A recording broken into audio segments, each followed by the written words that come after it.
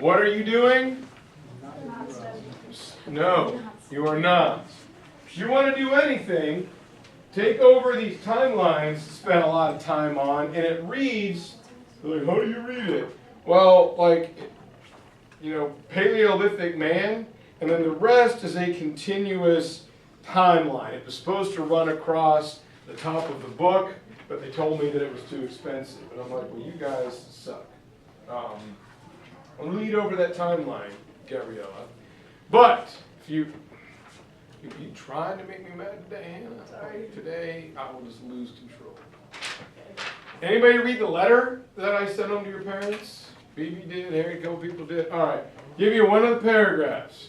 When it comes to the night before the test, try and pamper them a little. Cook their favorite dish for dinner, go out to eat, let them have some friends over for a pizza. The key is for them to put up their feet and relax. Let them watch a movie, veg out on Netflix, read a favorite novel, play a board game, talk on the phone. I know nobody does it anymore. For Riley, I go, let them write in binary code, whatever it is that they enjoy doing. I didn't put that in there, Riley. That would have been funny. Anything but study for AP World History. All right? You are not, Mr. Combs. So it's too late to start reviewing now? Even for an intellect as deep as yours, Ryan, yes. All right. If you talk to a special forces operator, if you talk to a professional athlete, they're going to tell you before a big game you need to rest. Has anybody taken an AP exam in here, any of you guys? All right, and Connor, how do you feel after you're done taking an AP exam? So relieved. Okay, But tired. But tired, all right. Tomorrow, as I said, tomorrow you will feel much better than you do right now. I know some of you have been able to sleep. You're kind of taut and rigid. You're kind of getting grumpy. All that will be gone tomorrow. But physically, you're going to be tired. So tomorrow, you are going to not change your sleep schedule. But you're going to eat a breakfast. Even if you normally don't do so, you need power tomorrow. You need fuel for the engine. So get up and eat a good breakfast. You're going to have 2 pencils, at least 2 pens, and a watch. I know it's an old school device. Well, dude, I can't tell time if it's not on my phone. Get a digital one. Go to McDonald's and get a Happy Meal watch. You're going to need it tomorrow. Word on the street is it's freezing. Gabby Willata came in today and showed me her fingers and her toes were purple from testing in the gym. It was that cold. So have clothing that you can layer on and that you can easily layer off if you are hot or cold. And please wear shoes. Great sandals there, Maddie, but tomorrow can you please wear shoes? That would be awesome. Is it like against rules to wear sandals? No, but I don't want her feet freezing and her being uncomfortable and not focusing because she's, you know. Maybe it could be like you can hide. No, it's just keep your feet warm. Dirt. About the sleep thing, should we sleep early because it's going to be... You don't want to change your sleep schedule because your body, your biological clock is in a rhythm. If you sleep more or less, it's going to throw it out of whack. But if we're going to wake up early for the AP exam? Well, yes, if you're going to wake up a half hour early, go to bed a half hour later. Tomorrow, 5th period, well, I'll get that in a second. You need your photo ID. If you forget it, what are you going to do? Or wait for me. You are going to read the prompt. The prompt will tell you everything you need to do. Also, things bother you. If you have a hard time, I do it when I'm grading. 29 cents. You may have the guy who's a mouth breather next to you. You may have Ryan cracking his gum subconsciously. You may have the person who taps their pencil. If you're getting wound up and you can't focus, go to a hardware store, go to Lowe's, get a 29-cent pair of earplugs and stick them in. Block out the noise. Tomorrow for 4 hours, you need to be focused only on you. Do not be self-conscious. Well, if I'm done writing and everyone else is, they're going to look at you weird. No one is going to look at you tomorrow, all right? You could come in wearing like a garbage bag, smelling like BO, and for 4 hours, people they're going to rip on you later, but during that test, do not feel weird about doing whatever it is you're doing, because everyone else is doing the exact same thing. So put some earplugs in, block out that noise. So you're game ready for tomorrow. That's, that is imperative. So, who's nervous?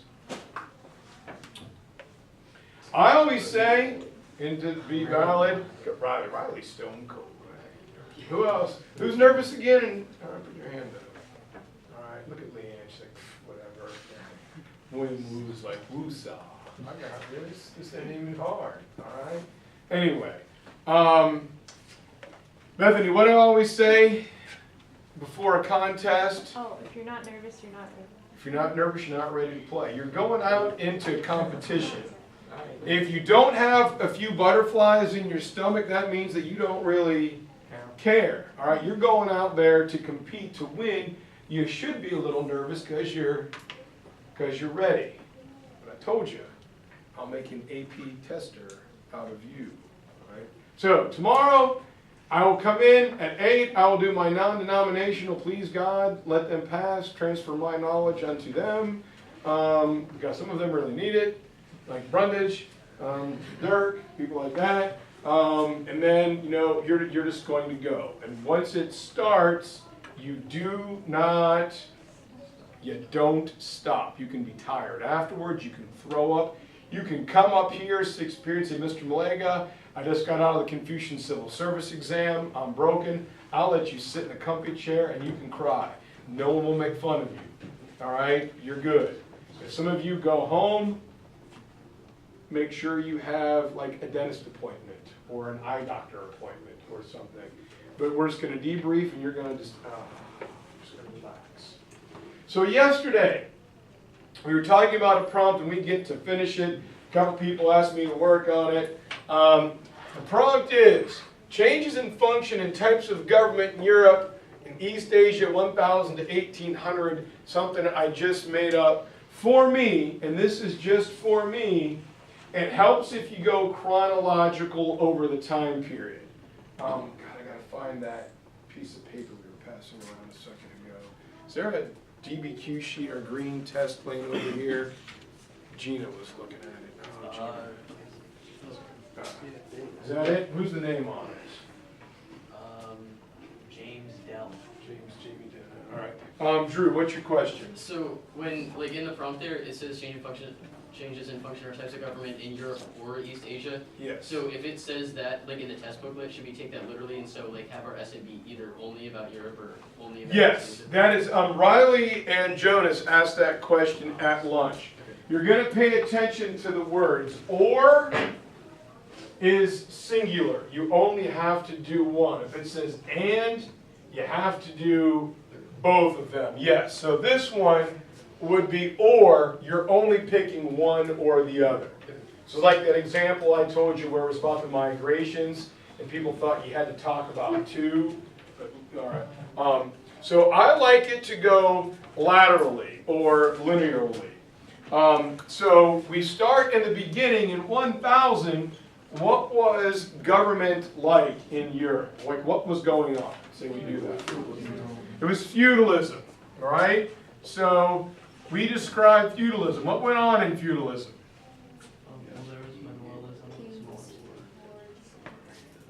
Kings, lords, the manor.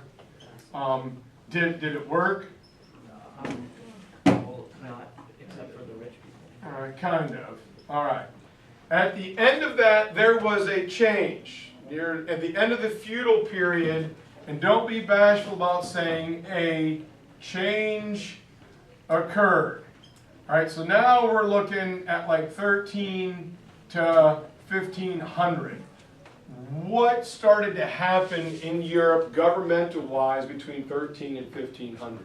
BB. Like monarchs and absolutism. Monarchs and absolutism. Excellent. Give me an example of an absolute monarch. Louis. All right, so tell me about Louis.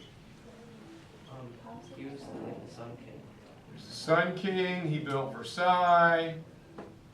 He manipulated his, what'd you say? Nobles. Why was he called the Sun King? Because France revolved around him. Because everything revolved around him. He was the man. Eventually, they went bankrupt, and another change happened, or occurred. After absolute monarchies and people got tired of that, what happened? Constitutional. All right.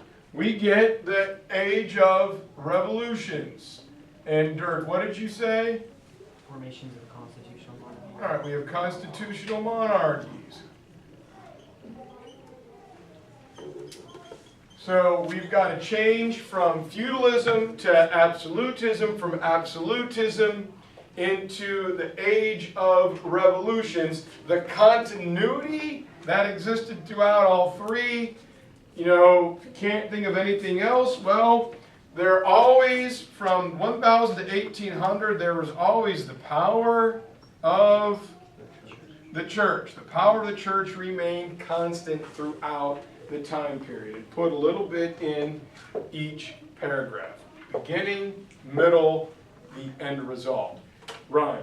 Would you also be able to say that the continuity would be like that in one way or another there was always some monarch, whether he was like an absolute monarch?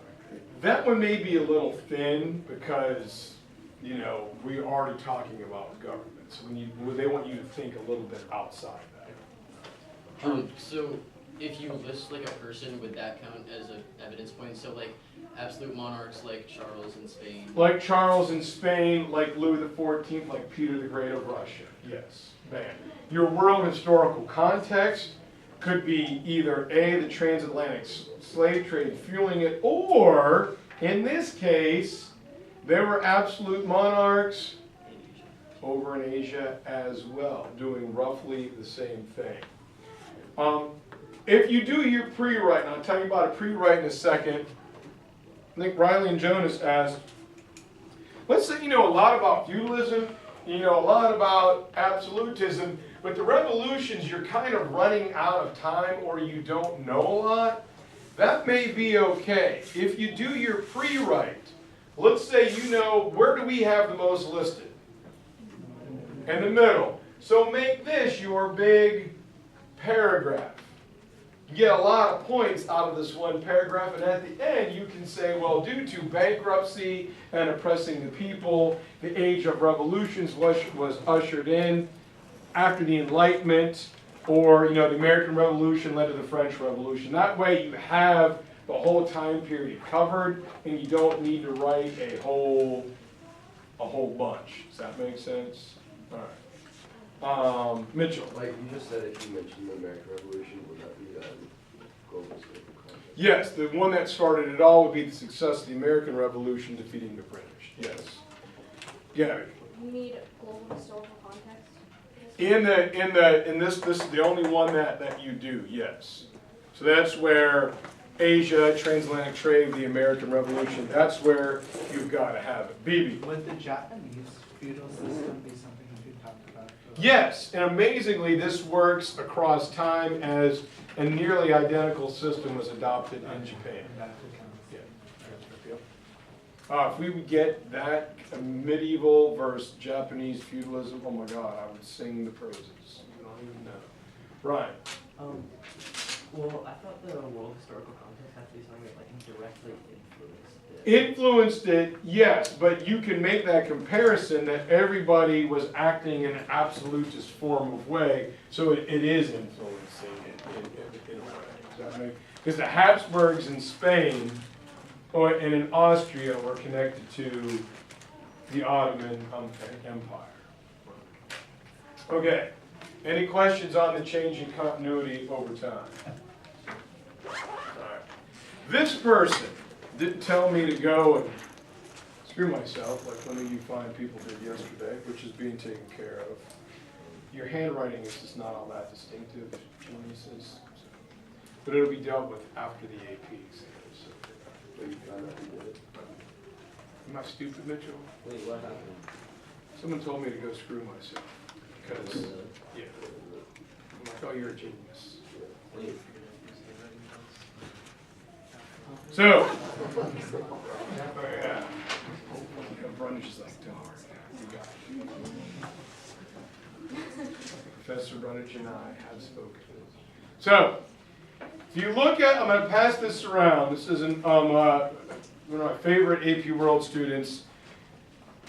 It's going to be tough because you have that block of time and the clock is ticking, tick, tick, tick, tick, tick. I think it's better to plan and pre-write early on and then begin writing your essays. So you look at this student, she took her time and she wrote a little thesis here. She broke down her documents for the DBQ here, and she threw down some facts. So when she began writing, it was pretty easy. The DBQ is going to be wonky. We've seen some weird ones lately, like the effect that cricket had on ending British colonialism in India. Now, have we ever talked about cricket? No, but you can apply some of your English reading curriculum, but the documents are so good, it's going to help you out. There was one, we called it the Cotton Bowl, on India, cotton production in India. There was one on the Great Leap Forward and Chairman Mao Zedong. The one on the Green Revolution. So you get some wonky ones, but the documents are good. Read through them. Throw down some ideas, some points of view. Then go to the back. And you've got the change in continuity over time and the compare and contrast. She also spent a few minutes pre-writing here. So when she was done pre-writing, she wrote her DBQ, was instantly able to flip to the back of the book. Okay, this is what we talked about when it came to beliefs and practices in Latin America. All right, bam, and she began writing. Take the time to pre-write. I think, to me, do the DBQ first because it has the most components. You have the documents you have to work with. You have to cite the document. You've got to put in the point of view and the additional document. It's probably going to take you a little longer. When you're done with that one, you've seen both prompts. The second essay that you know the most about, write that one next. Let's say it takes you an hour for that DBQ. It takes you 40 minutes for the compare and contrast. Oh my God, you have 20 minutes left for the change in continuity over time. Just start blasting stuff out.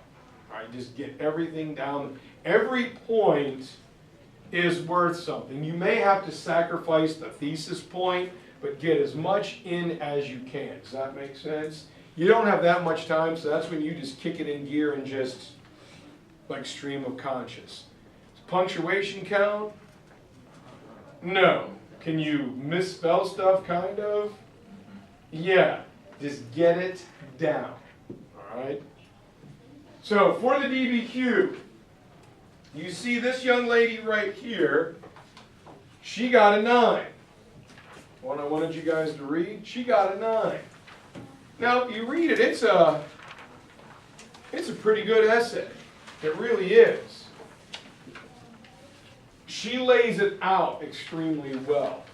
But is there any information in here that you guys just don't know? No, everything she says is kind of, she just happened to lay it out very, very, very clearly. Does that make sense? So she doesn't know more than you guys. She just laid it out as an easy to follow path. So when it comes to writing, going to the DBQ, the thesis is what you are going to talk about, is the preview of coming attractions. Think about it as if you're writing a recipe, all right? Alex knows that I've got a head cold. And Alex's grandma makes the best hot and spicy soup in Chapel Hill. Alex says, gosh, Mr. Melega could really use that, but we're not going to be here. So he writes down Grandma's hot and spicy soup recipe. Which would work better? If Alex wrote, Mr. Melega, this is my grandma's hot and spicy soup recipe, and handed me a piece of paper, or one that said, you need 2 quarts of water, a teaspoon of salt, 3 cloves of garlic, so on and so forth. Which one works better? The second one, why? I know what's in it. I don't know, yeah, it's grandma's recipe, but what? Now, Alex would never sell his grandma's recipe, but, I mean, if you gave it to me, Alex, I wouldn't tell anybody, like waterboarding me.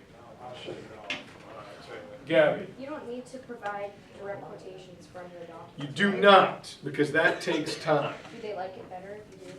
Short ones.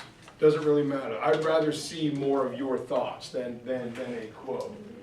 This is your position. In AP US History, you're going to write position papers. It is your stance. Doesn't matter if you agree or disagree, as long as you can explain why. So think about it in political terms. Some people are going to vote for Hillary Clinton. Some people are going to vote for Bernie Sanders. Some people are going to vote for Donald Trump. If someone says, I'm going to vote for Bernie Sanders, my first question to them would be, why? Tell me why. If you can tell me why, then okay. Don't just say, well, because like he's cool. Well, because that doesn't, drives a Prius and I like his hair. Well, okay, but does that really matter? You know, what does he think? What is his stance? So you get a point for a thesis. A lot of students don't write good thesis statements. They try and put way too much information in there, or they don't put enough. So I'm going to tell you a little trick here in a second. First thing I was telling Riley and Joe, because first thing I do when I'm grading them is I look to see if you have used every document. Can you, Ryan, maybe zoom in on this part a little bit more if you don't mind? Understands and addresses. If you understand, and what is addresses again? It means you talk about it. If you use every document and talk about every document, you get 2 points. It's called understands and addresses. If you use all documents and address all documents but one, then you get 1 point. So just by using and talking about every document, you got a 2. Next up is historical evidence. If you give factual evidence backing up each document, then you get another 2 points. So it's almost difficult not to get at least a 4. Did I use every document? Did I talk about every document? Did I give some evidence? Now you got 4. Now you're halfway there, and you're cruising. Here's where if you give historical evidence for all but one document, again, you only get 1 point. We are going to use them all. We are going to talk about them all, correct? Yeah? All right. When it comes down to the point of view, a lot of students get stuck here. This doesn't need to be lengthy. The prompt will tell you how many points of view you need, 1 or 2. It's all or nothing. If you only give them 1 point of view, you don't get half. You either get it or you don't. And then the additional document. This trips a lot of people up. But if you group your documents, forgot that one. After I see if you've used them all, I see how you group them. If document 1 is by Ferdinand and Isabella, document 2 is from Cortez, and document 3 is from the Pope, and you put all of those in a paragraph, well, you've grouped your documents correctly. You're talking everything from a European noble perspective. The Pope, the King and Queen, and a conquistador. So if you just use the documents, give evidence, and group them, you got 5. Everything else is kind of extra. Frontage and then Ryan. What's evidence like again? I'm going to show you in one sentence. Yeah, I'm going to give you. Think 3 sentences. That's how I want you to think about it. 3 sentences. I'll show you. Yes, sir. Is there a correct grouping for for the documents? Like it has to be a certain way, like the grouping has to be a certain way for you to get it. Well, it has to make sense. Like through your explanation, those documents have. Remember when we did like the East Chapel Hill and the Chapel Hill football game? Well, if you have like 2 Chapel Hills and 3 East Chapel Hills, well, that doesn't make sense because they contradict each other. But it doesn't have to be like 2 and 4 and 6 or any one. Correct. Yeah, correct.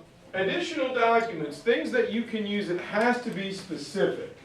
Like charts of economic growth, of agricultural growth, of people's incomes will work. If you look on the back, and I want you guys to take this home and read it, on the very back, the last paragraph,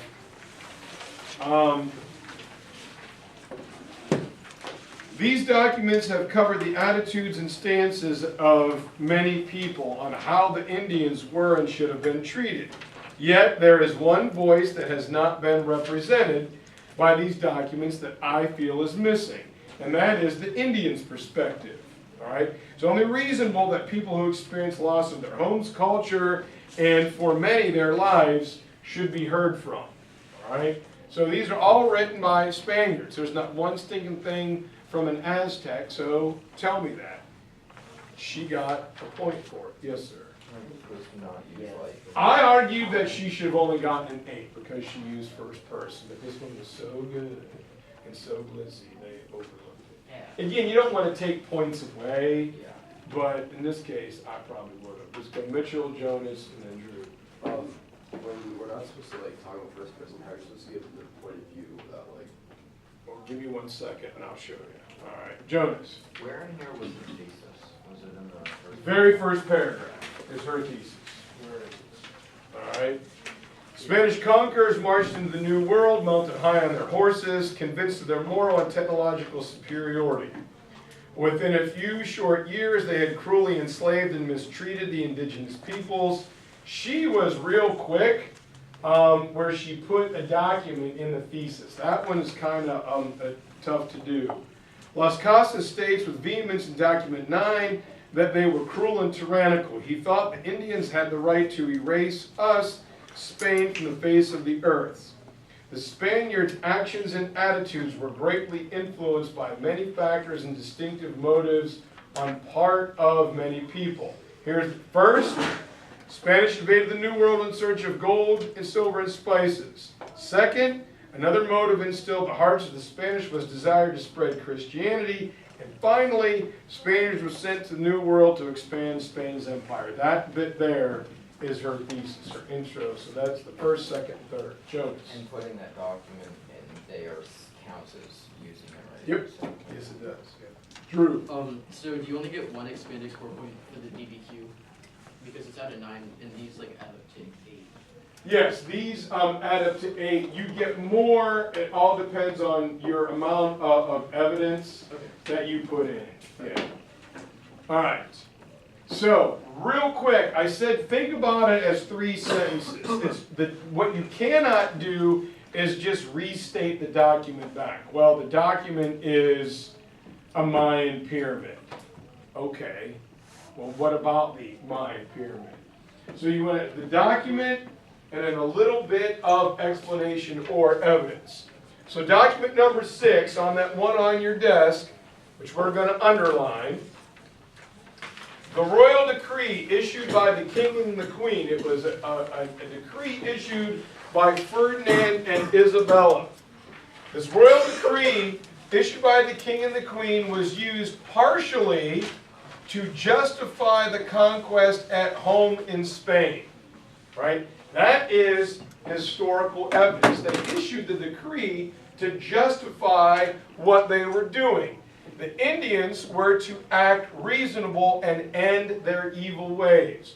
When people are complaining about how we're treating the Indians, my old decree is to justify that what we're doing is good because they're acting reasonable, we're ending their evil ways. We are adding religious reasons to contradict claims of ill treatment by people such as Bartolomé de las Casas. Please do not abbreviate like I did. I ran out of room. BDLC is Bartolomé de las Casas. So the document is what issued by the king and queen. They did it to justify their conquest at home and to contradict people like Bartolome de las Casas. That's everything you need. Is that a lot? But I'm telling you a little bit about what was going on. De las Casas said we were treating the people bad. So at home, we've got to go on a public relations campaign to say, no, what we're doing is really good. Oh, and by the way, we're going to spread Christianity. Bang. Point of view, if you want to add on to that. This statement given by the king and the queen is clearly invalid. Ferdinand and Isabella never went to the New World. They could have cared less, all right, if it happened or not. It was just simply used to justify support for conquest. They didn't care if people listened, if people adhered to it, but they said it. They never went because they're the king and the queen. So clearly, their perspective, they're European royals. Is that hard? Is that a lot of words? No, they're the king and the queen. They gave the decree, so they didn't look bad. They never went. They never followed up. They didn't care. That's why they did it. This is literally a simple point of view and a paragraph, or using a document. Think 3 sentences. Boom, boom, boom. All right? You want to go, think about it as, left, a good jab, punch the solar plexus, then come back with the right cross. 1, 2, 3. Like how, Jack, when he gets the cross ball, he steps left, he throws a head fake, and then he shoots. It's 1, 2, 3. I don't know if that's accurate or not, but I go with it. So anyway, or how Nat and Ryan finish their races. One of them is 1, one of them is 2, and then someone from another school is. Okay, never mind. You gonna take that? No. Ryan is coming around the corner. Hey, at least you can run, Ryan. Yeah. Last time I ran, I got out of breath, started to sweat, so I still run anymore. I was gonna die. It's terrible. Dirk. So I have a question about point of view. Can I test or do the point of view for a statistic? So an example, the consequences of the Russian Revolution. I say if they put literacy rates with made by the Soviet Board of Education, can I just say it could not be reliable, possibly? Correct. Yes. Yes. You could definitely do that. Or would they not like that though? No, that would be fine. How do we know it's reliable? There's no validity to it because there's no secondary source. They control the entire government because they made it up. All right, everybody good here? Gabby, you still breathing? You gonna be all right? Everybody good at the DBQ? You guys. Yes. Is anything I'm saying even registering? And you guys are like.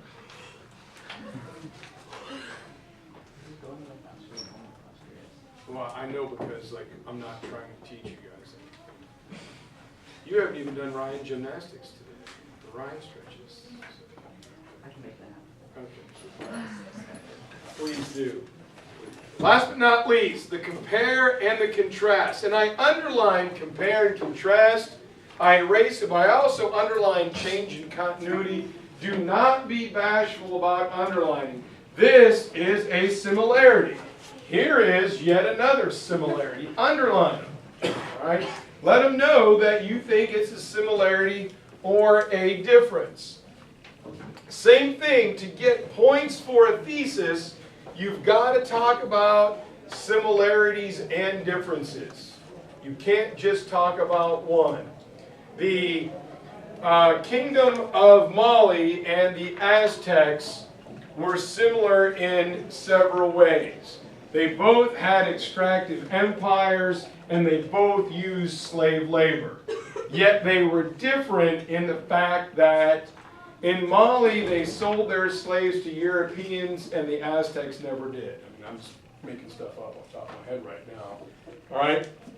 Is all of that true? Is that a thesis? Yeah. I thought of it, so so you got to talk about both. Secondly, addresses. What's addresses again? Talk about them. So you talk about how they are similar and how they are different. If you mention both, you get 2 points. So it's hard on this one not to get at least 2 points. People always ask, what's the direct comparison?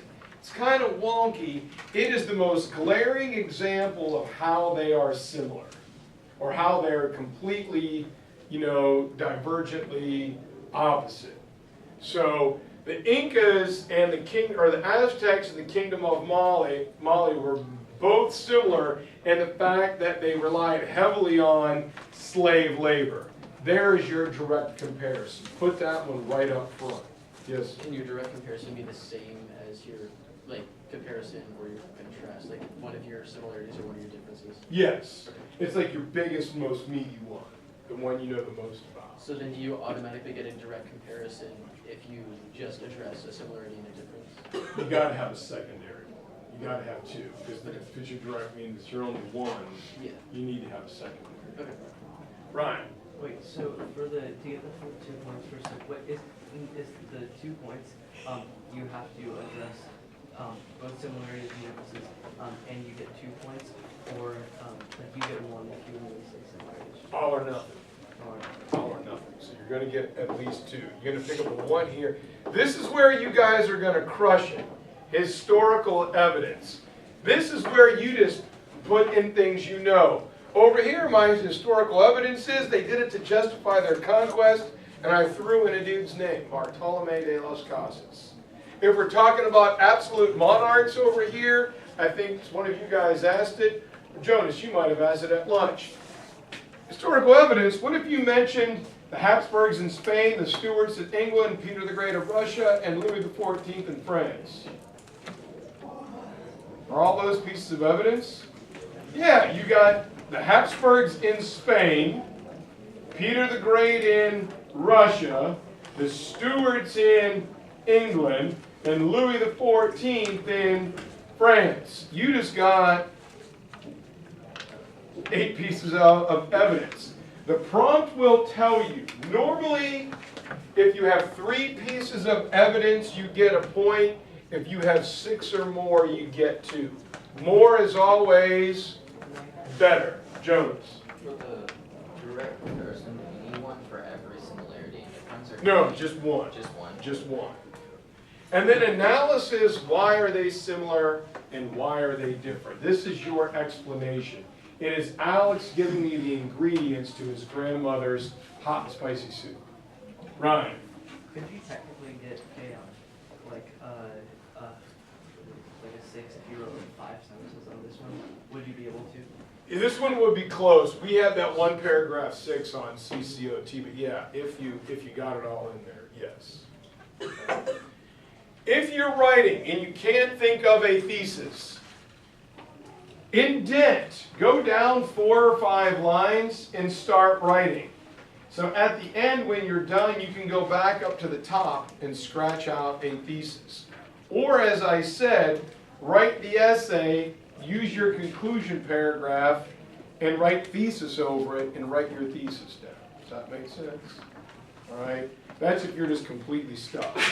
Yes, sir. If we are stuck when we do for random, can we on just a sheet of paper write a ton of stuff down and then but not use that as our essay? And if so, should we scratch it out afterwards? No, leave it in there. Leave it in there. Leave it in there. Remember, Gabby. This is kind of off topic, but the grouping the documents for the DBQ, that's just grouping the documents based on similarity, right? Or Yeah. based on How they work into your essay, yes. they can be from completely different point of views though, one can be from. Yes, one could be from the king, the other one could be from, Okay. yeah. Ryan. Is there a certain quantity of pieces of evidence that we would need to get the full 2 points? 6 or more. Just a lot. 6 or more. If you get to the point where you're writing yourself into a corner and you're starting to panic, simply just stop and move on to a different topic. Someone asks me, you open up the document, you open up and you look at it and you know absolutely nothing. And you pee yourself. You're like, oh my God. First of all, does anybody care that you just peed yourself? No, because everyone's focused on on what they're doing, all right? Look at it, and you can see this one, you know, Neil Myers Perry. Neil Myers Perry is a lawyer. He said writing DBQs helped him in law school, and what did he do for his change over time? How did he label it? Beginning, middle, and end. Thank you, Neil. You look at the essays, and you don't know anything. And you're like, holy flapjacks. Start writing something. Sooner or later, it will gel. Something will come together. At least you've got things on paper. That is what you've got to have. Tomorrow, you can't stop. Any questions? I got a couple other things. Jonas. Should we label the essay so like at the top of the Yes, they'll tell you 1A, 2B, 3C, so the reader knows. Yeah. So at the top of like Yeah, there's like a little box that you write it. Yeah. Yes, sir. So the historical evidence for the DBQ, that's one production, right? Yep. Yep. It's a little bit deeper explanation. The document's going to tell you a lot. You just got to throw in something else that you know. Show me you know what's going on. Doesn't have to be big. Two more questions. Yes. For the analysis, do we need to analyze more than one thing? Or analyze why they're different, like why more than one thing is different somewhere? That helps, yes. You don't need it, but I would put multiple examples in case they miss it the first time, they'll catch it the second. And there's only one point to expand it for, and that's just for like lots of stuff. Lots of stuff, and for which one? It's historical evidence and analysis, yes. Leanne. So if we finish our essay and then realize that we forgot to do something, but like we've already filled up the page, how would I? Draw an arrow off to the side, you know, and you can draw it down to the bottom of the page, or you could turn the test booklet sideways and write it in there. Does that make sense? And then draw a clear arrow. Yes, ma'am. For point of view, can you just identify if it's biased or not and then explain why Yes. that counts? Yes. This is coming from a king or a queen, so clearly they're not in touch with their people. They have no, it's, you know, completely an unreliable source. All right. Anything else? All right. Two more things. Actually, I'm going to shut the camera off for this one.